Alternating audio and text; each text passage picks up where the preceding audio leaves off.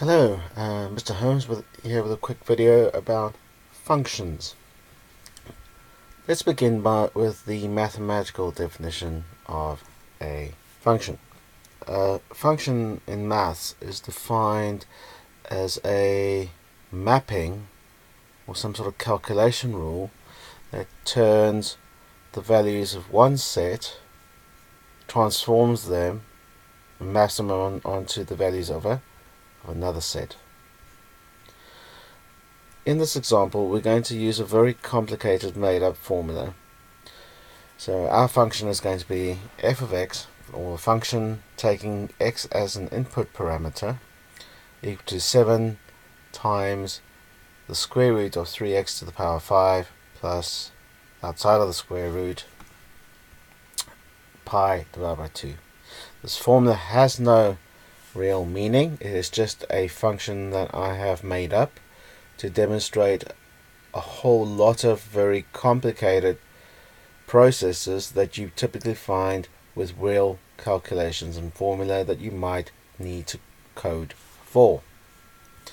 So before we can begin turning this into a program, let's just re-emphasize that you do not need to understand the equation. What you do need to understand how to do is how to transform equations that you may be given into expressions that the computer can actually cope with and interpret and correctly process.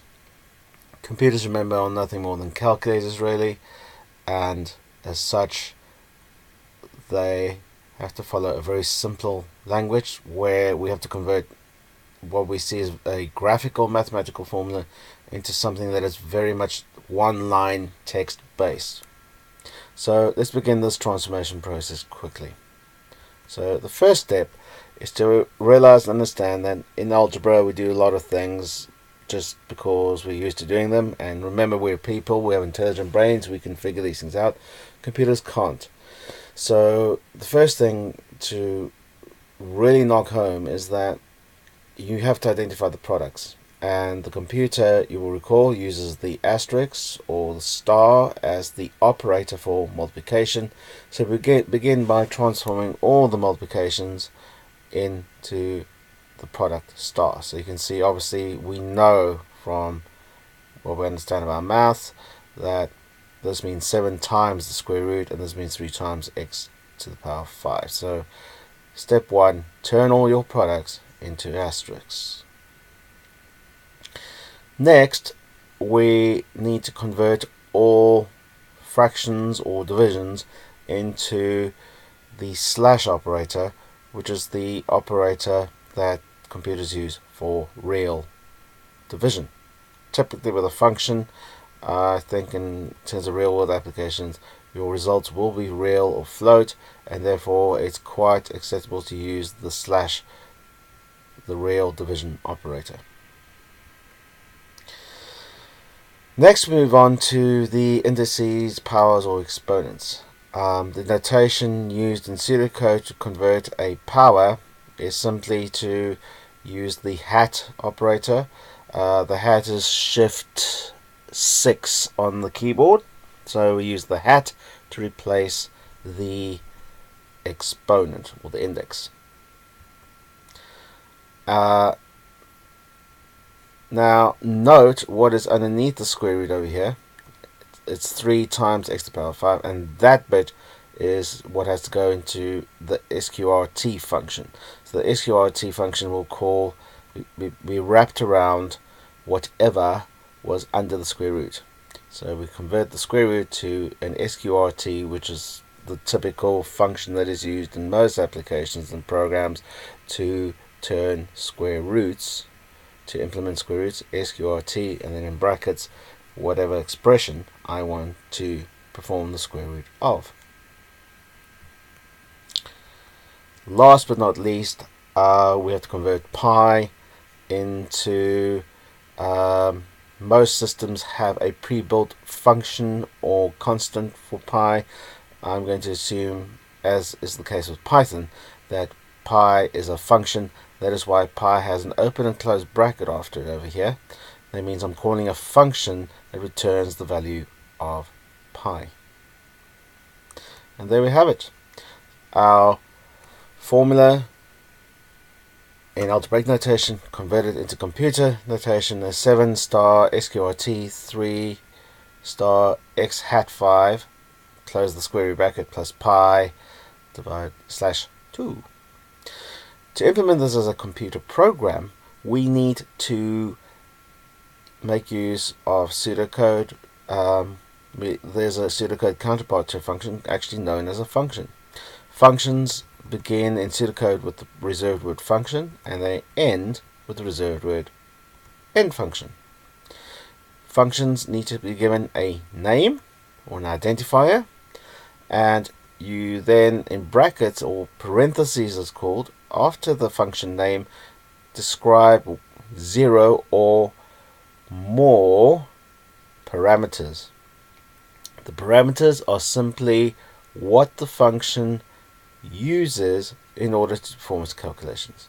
So in our particular example over here, our input parameter, the function's parameter, would be x. Then within the function body, we have a return statement where we return the calculation that has been performed based on the value of x. So in this case, I could literally take that mathematical expression, convert it to code, and drop it in here. It's perfectly acceptable. So that would be one way, like so, and that would be a way of converting my code, my expression into pseudocode. Of course, what I haven't done yet is I haven't changed the function name, and for the sake of this discussion, we are simply going to use the name f for function. And as you can see, I've used x as part of my calculation, and that obviously implies that I need to have x as my parameter. So there we would have it. That would be the final function definition for my expression. Looking at this more closely, a little slower again, I've replaced the function name with f in this case. I could call it G, H, Bob. Bob wouldn't be a good name, but the name should describe the process. And we have a single parameter, x. Now, to knock home the point, it is entirely possible, because we are dealing with code, to break the function down into a number of steps and only return the final value at the end. So it doesn't matter how many lines of code you have before the return statement. It's quite acceptable to have more than just one line in your function.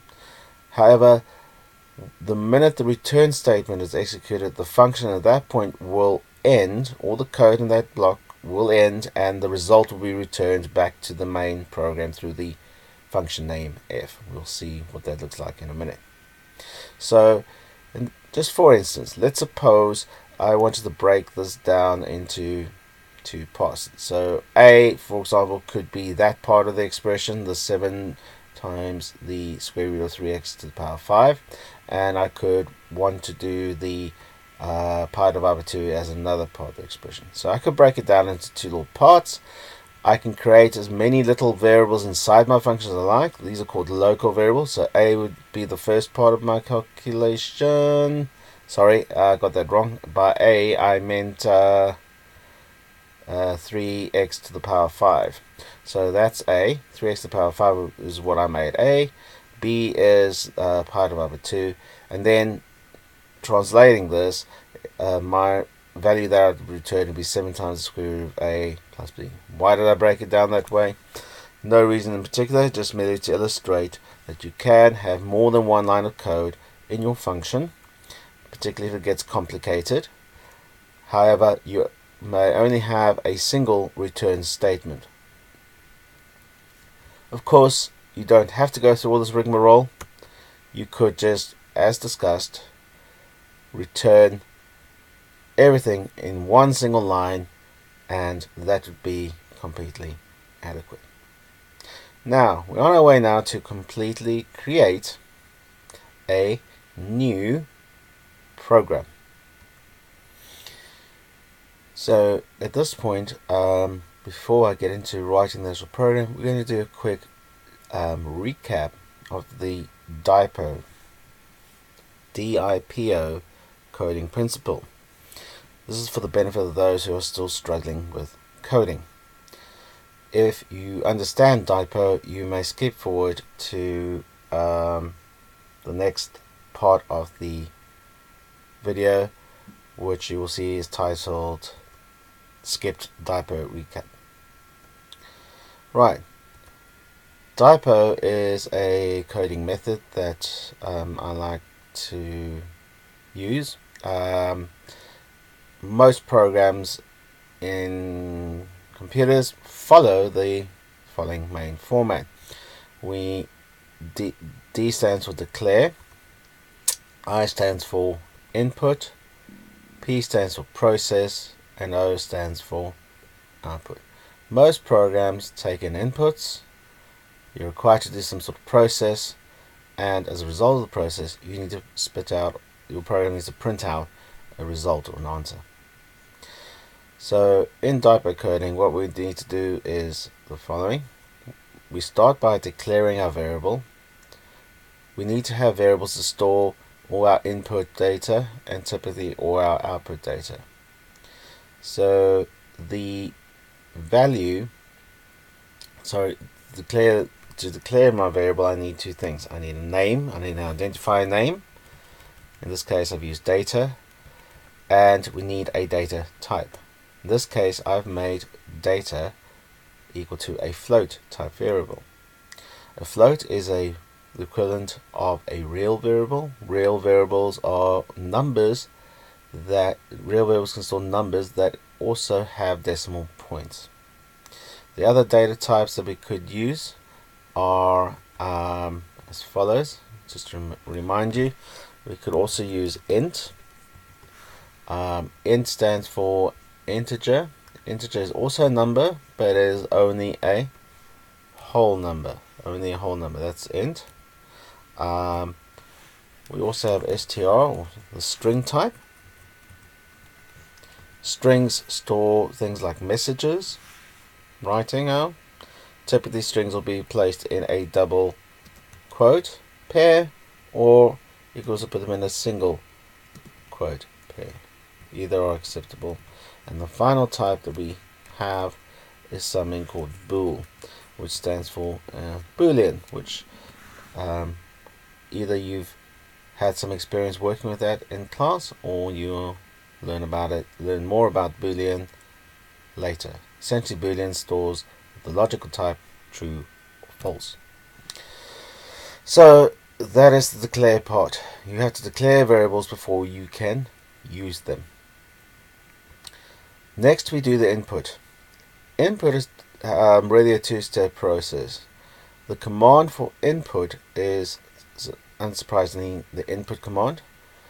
Is just simply input, and in brackets, in parentheses, it's a function, in fact, which we call, and we can provide input as part of a string prompt. So instead of this prompt over here, I can put a message asking the person using my program, telling them what to do.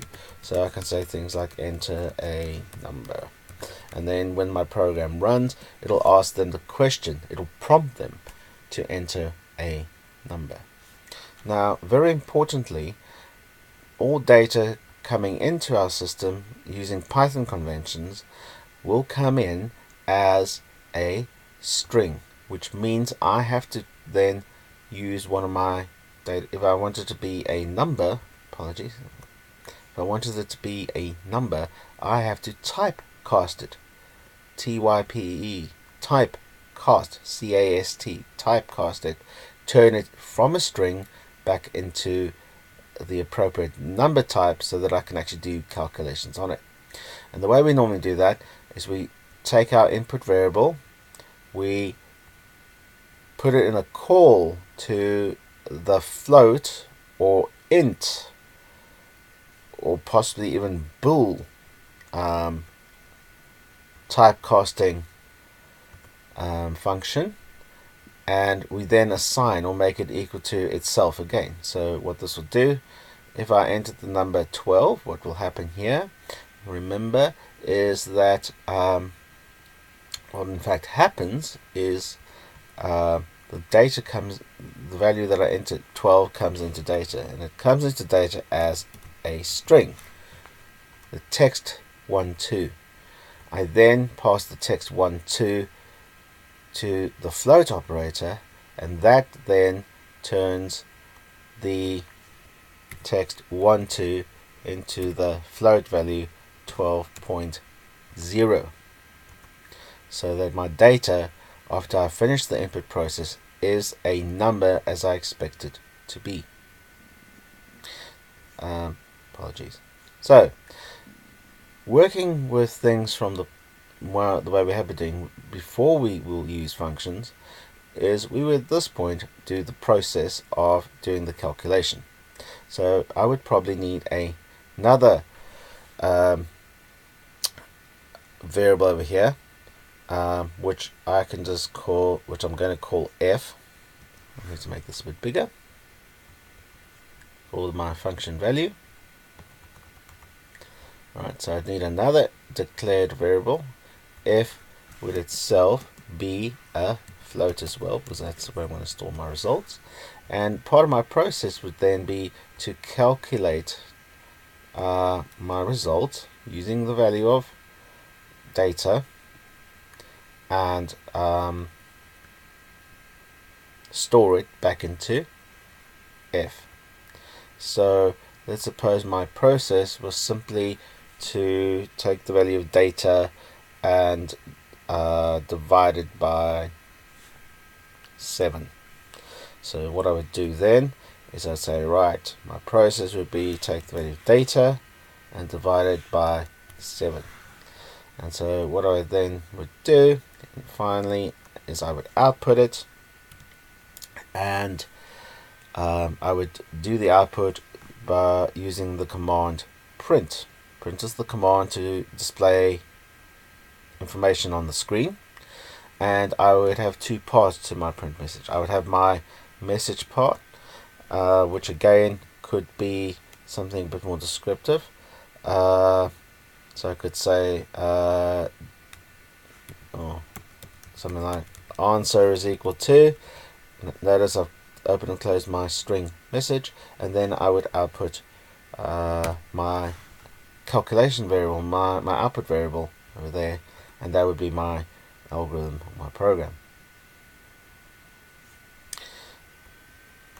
Alright, so what's changing now is that instead of doing the process as a step over there, we are going to instead turn the process into a function. We're going to turn the process into a function. Right, returning from the skipped DIPO recap. Right, here's a typical DIPO program where I've declared a data type as a float. I have an output value which I'm going to calculate as f, and I'm assuming that my process is simply to take the value of data divided by 7, and I store the result in my output variable f, which I then print out. Remember, I need to use the input command to input the data. I also need to typecast the input back to a float because the input coming in is treated as a string. So this would be our typical declare input process output type program. What we're changing now is that instead of doing the process as a step over there, we're going to turn the process into an actual function itself. And we're now going to look at how we do that.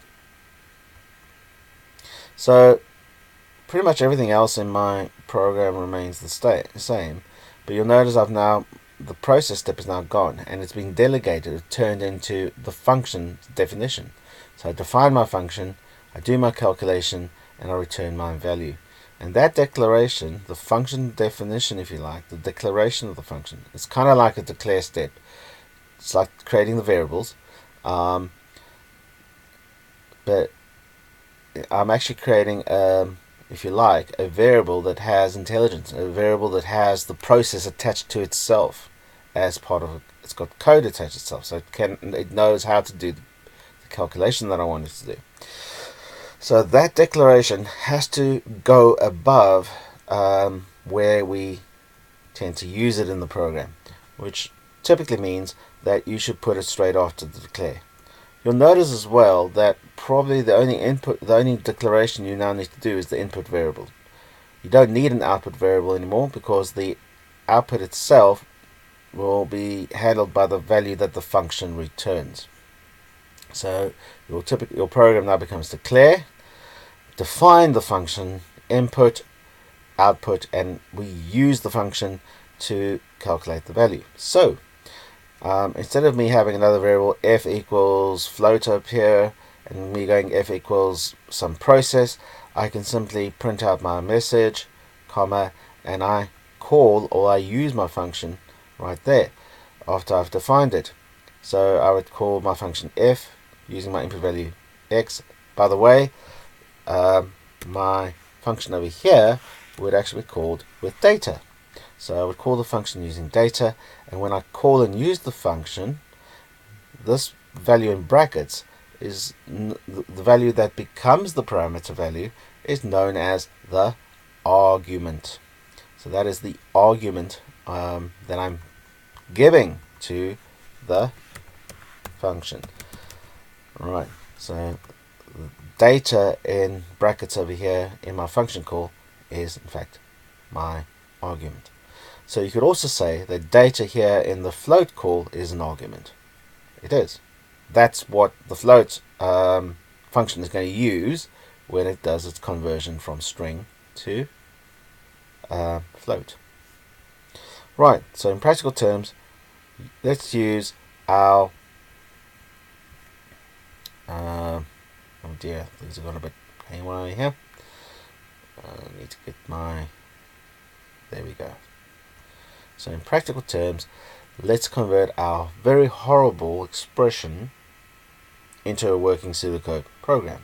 So I'm going to declare, I would simply need an input value, and you can see what I'm going to be obviously using as my input is going to be the value of x.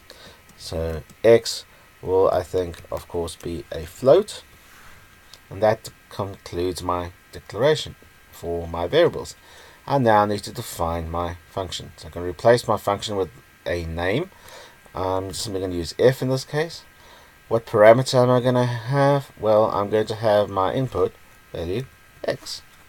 And then my function has to return something, so I do my calculation, and I then return that, and I go end function. So I've worked out what that expression is in pseudocode. I simply can drop that in here, copy and paste that in, and there we go. So that is my function definition. It's going to return my it's going to return the value of that horrible calculation, and I'm going to replace the algebraic x there, because, well, it's pseudocode now. So there's x. So that x over there is my parameter, and that parameter will come in and be used in my function's definition.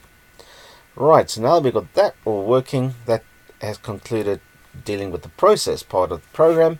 We move on to the inputs. So simply we go x equals input, and I need some sort of prompt, open close quotes, and I simply will say something like enter a value for, oops, can't spell for toffee today, for x.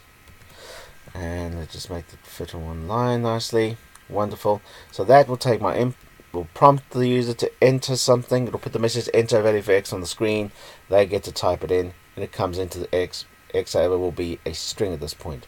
So I need to typecast it, transform the string back into a float by calling the float typecasting operation. That's taken care of the inputs. My function can now work properly because it's getting a real or a float as an input. Finally, I move on to the output. It's simply print. So that is in print quotes. I'm just going to say,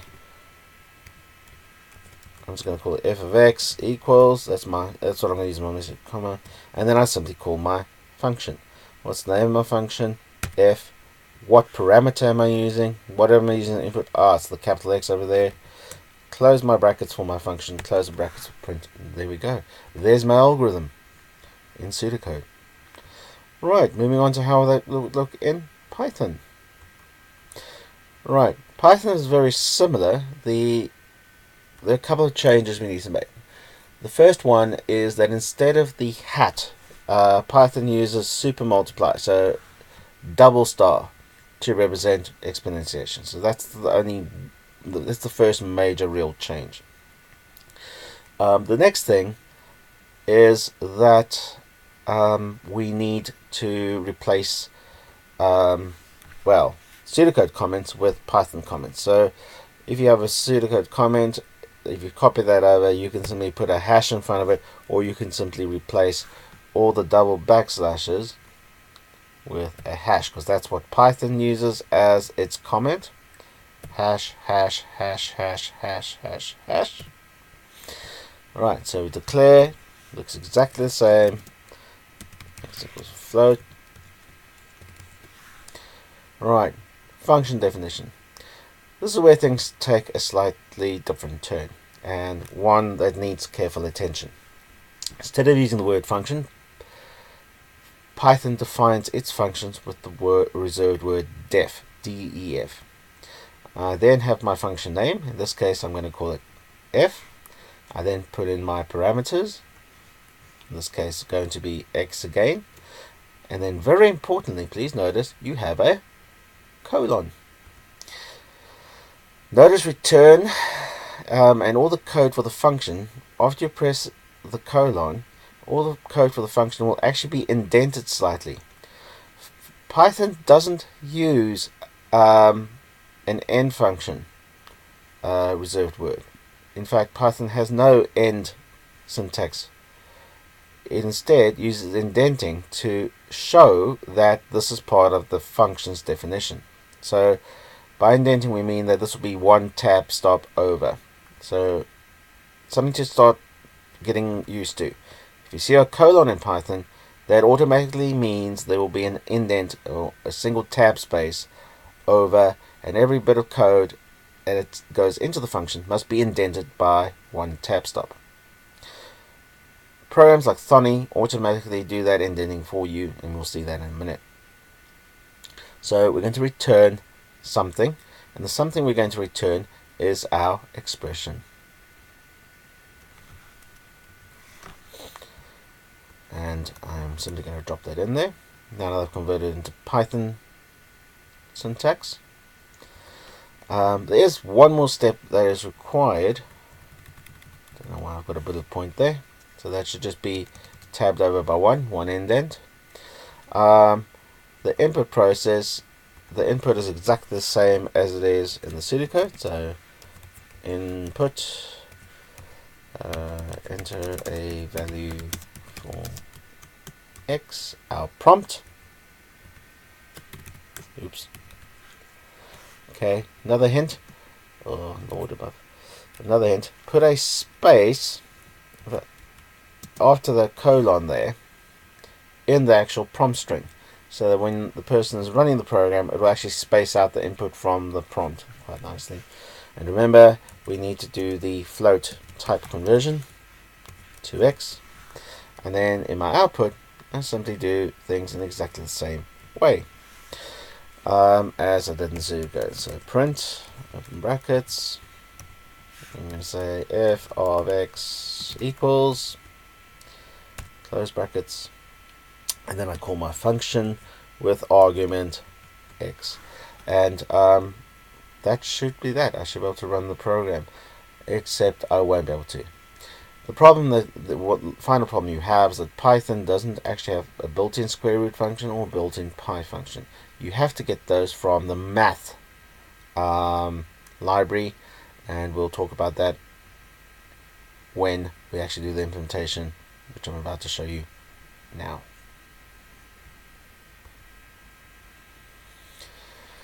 Right, I'm going to actually do the coding now in Thonny itself. And everything, opening it up. Let's get this into the window. Right, there we go. So I've made myself a little template to start off with. So there's my pseudocode as a triple string quote. And I'm going to do this as create this as a pseudocode. And as I expect is that your pseudocode should be as a triple string quote at the top of your Python program. Why? Because you actually have to write the exam using pseudocode, and if you do both in the same time, you get used to it, and it's really great to see it actually work as a Python program. That's why we'll be doing both. But in the exam, in the written exam, you will only be doing pseudocode. Remember, right? So declare. What did we want? We had an input variable x, which was a float. Okay, define my function. Alright, so I start with the reserved word function. I give my function a name. I'm going to call it f, and I'm going to have an input parameter x. Let's make it the same as out there, function f. And remember, in pseudocode you have an end function. Right, and we then need to simply return the value of my function. And that was this horrible expression, which I can probably switch back and just pick up from here. I can probably just copy that text. I might have to do some jiggery pokey with it. Yeah. Sorry.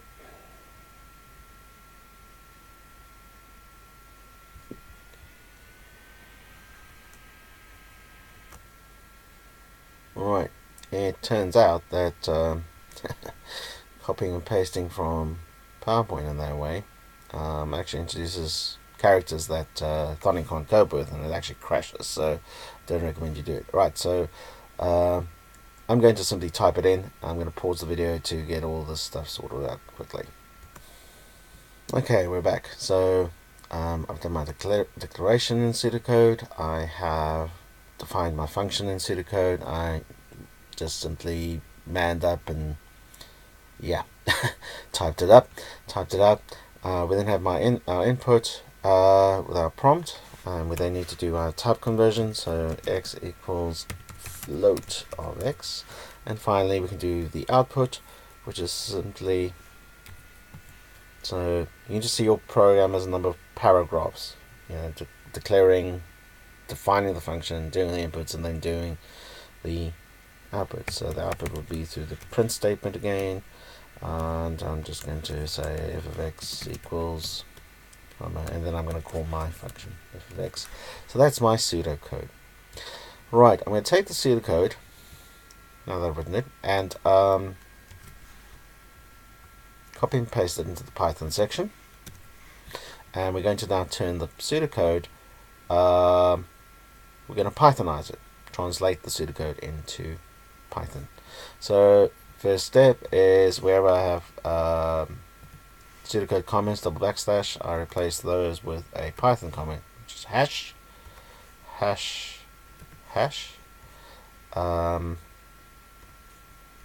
and over there, hash.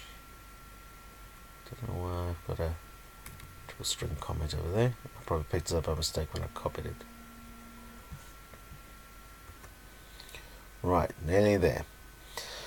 Okay, so next step is to convert the function definition to Python. So what I need to do is get rid of the word function and replace it with the word def. Remember, I need to have a colon after my function, and if I press enter, you can see Thonny is automatically indented my code. My code needs to go back to there. This end function, I suggest that you put a hash in front of it and just tab it over, or in fact leave it there. That clearly signals where the end of the function is. As far as Python is concerned, everything that's indented, tabbed over, that is in your function. Right, other things we need to change is the hat needs to be changed to super multiply, and this will still not work. We'll see why in a minute. Okay, everything else should be okie dokie, but if I try and run it, I'm going to have a minor problem that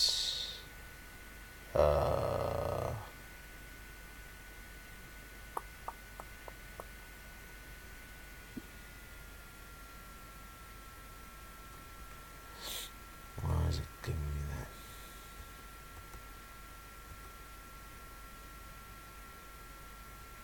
Getting F not defined.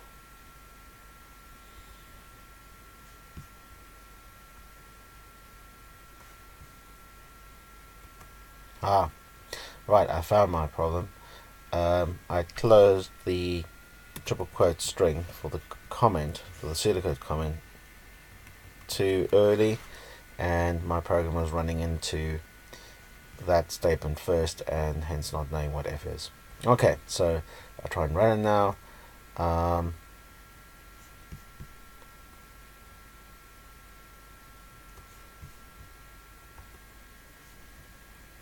Enter value for X.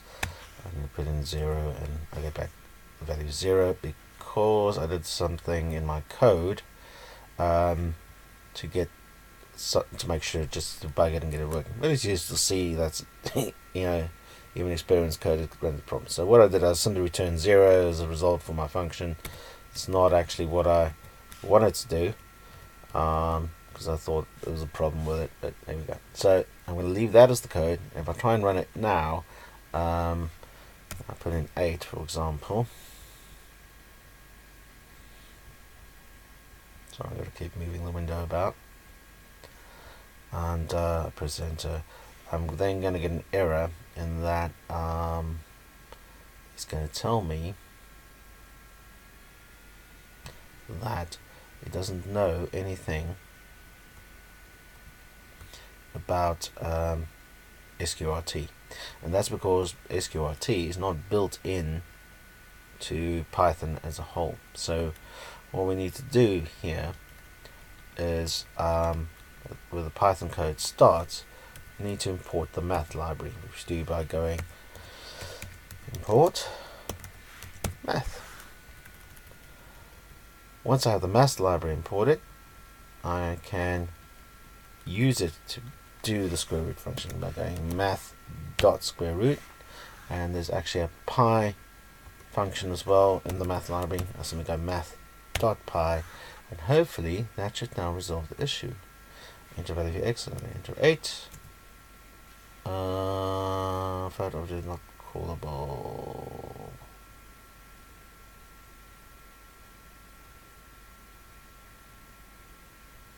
What?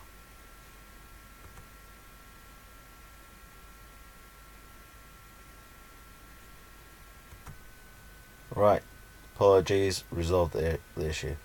Pi, it appears, is not a function in the math library. Pi is just simply a constant, so it's simply a variable that's been predefined with the value of pi. So the error that I had was due to the fact that I was calling math.pi as a function. It's not.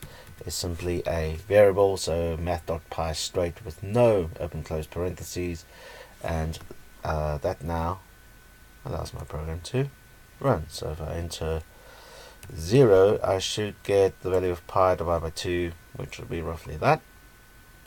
I'm trying to, so my function over here does the square root of 5 times x to the power of 5. So a good value to use here would be, in fact, be 5, because that'll probably give me some sort of whole number part, and that I can sort of verify. So this will become 5 to the power of 6. When I square root it, it becomes 5 to the power of 3, which is 125. So 5 to the power of 3 is 125, as you can see, and so I'm just doing some quick math in the interpreter shell to check, and 7 times 125. There we go, it's 875 plus the pi divided by 2, which is roughly 1.5 as we saw earlier, 1.57 some change. That gives me the result of 876.5 blah de blah de blah de blah, and so that would seem to indicate that my function is working correctly. Thanks for watching. I'm sorry it's been a really long video. I hope it's been instructive. I hope you kept with it. You might have to chunk it in parts. So to summarize, Python code, DIPO code effectively, pseudocode, very similar to Python. Declare float, function starts with the word function, ends with the word end function, has a return statement, input with a typecast. Then happens next, you declare the function before we use it. The output and the process kind of become one thing. Print f of x equals, and I call my function with its name. Convert the pseudocode into Python. If I'm using square root or pi, I need to import the math library. Exponentiation gets translated into Python as a double star instead of the hat. If we use the square root, we've got to go call it from the math library, math.sqrt and math.pi. For the value pi, remember it is a constant, not a function, as Sir has found out. Inputs with the typecast, printing out the value, calling the function in the actual output. So my input and output have basically become, my output and process have become one thing, although I've still separated the process out by modularizing it into a function.